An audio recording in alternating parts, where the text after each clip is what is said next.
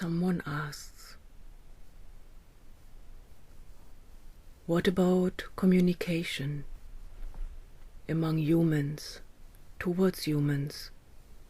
How to communicate, how to understand each other, how not to be trapped in misunderstandings, how not to be discouraged by not seeing clearly and not expressing in a helpful way. The gate of the utmost interbeingness that can also be called communication is a gate of not knowing. Silence is a key. Listening is a key. Trusting the source of everything is a key. Giving oneself to the all-encompassingness. Going slowly, keeping the velocity down, not rushing into something, not wanting anything. What needs to be communicated happens by itself, not questioning the happening, not wanting to understand the happening. The receiving vessel of information and the vessel for giving along information is one in the human realm. It is called body or body-mind. Wanting to understand something belongs to the surviving techniques. Where no surviving is needed anymore, and the topic of death is left behind, something different unfolds, a different kind of capacity the body needs to adapt to. The body is with time.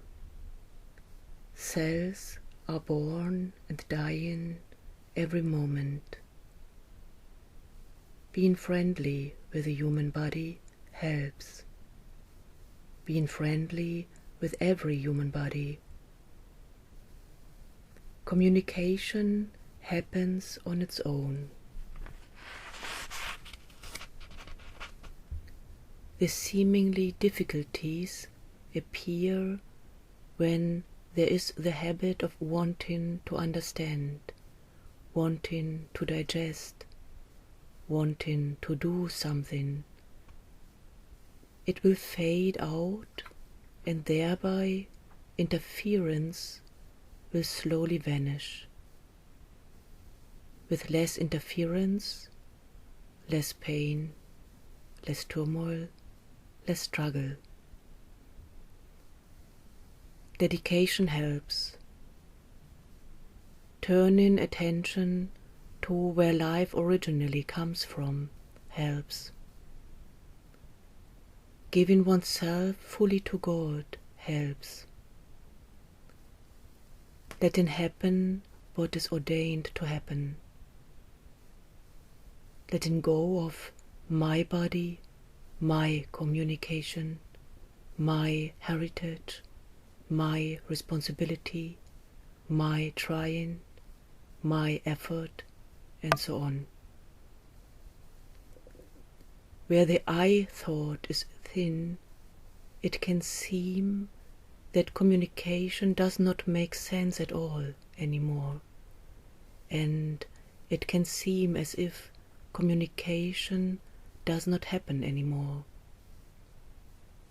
This is not true. It is just different, not known, unusual. Keep quiet in times of questioning and times of being out of orientation. Let the thoughts not wander to so-called others. It is taken care of everyone. There's nothing a you has to do. Staying with the not knowing also helps. To stay in the openness. From openness comes truth, also that is called true communication. Not expecting anything from this body-mind, not expecting anything that is known so far, not calling something a lie, not going for all thoughts. Everything is true in itself. Clouds are just clouds. Everything is part of the whole divine expression one can call life. Practicing not labeling too fast, being cautious with using words. Singing helps, innocence helps, tenderness helps. Wanting something to happen is due to the fear of not doing the right thing in the right moment. Without the need of surviving, fear becomes an obstacle. Whatever happens, happens. If the body keeps existing, is not up to a you. There is no need for fearing anything. Nothing that happens is wrong. Bowing helps. Softness helps. Frailty helps.